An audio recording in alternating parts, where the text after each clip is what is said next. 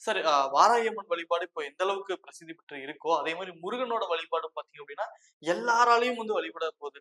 அ எந்த டெம்பிள் போனாலும் பார்த்தீங்க அப்டின்னா, கூட்டம் இருந்துட்டே இருக்கு. திருச்செந்தூர், பழனி அப்டின்னு சொல்லிட்டு.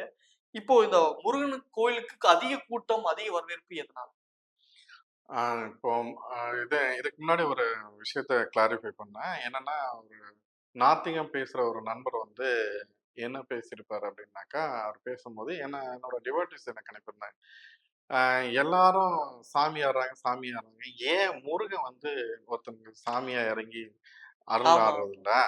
அ இல்ல சிவன் வந்து ஏன் வந்து விநாயகர் வந்து ஐயப்பன் ஏன் வந்து ஆகல நான் இப்போ அப்டின்னா? மத்த இதுக்குள்ள வரல. நான் என்னைய பொறுத்தவரைக்கும், நான் யார் கடவுள், யார நான் கடவுளா வணங்குறேங்கிறது, தமிழ் இனத்துக்கான கடவுள் யாருங்கிறத நான் தெளிவா சொல்லியிருக்கேன்.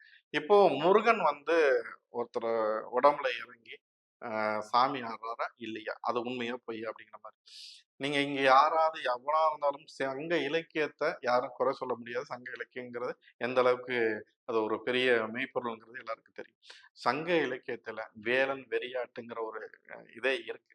நீங்க அத போய் இங்க பாருங்க. இது என்ன வேலன் வெறியாட்டு அப்டின்னாக்க, இன்னைக்கு இந்த பேய் பிடிச்சு ஆடுறது இதெல்லாம் வந்து இன்னைக்கு சொல்றாங்க.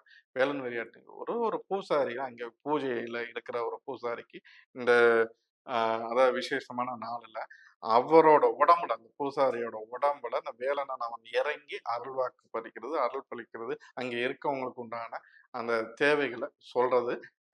இந்த விஷயங்கிறது இந்த வேலன் வெறியாட்டுங்கிற ஒரு விஷயம் வந்து சங்க இலக்கியத்திலே இருக்கு.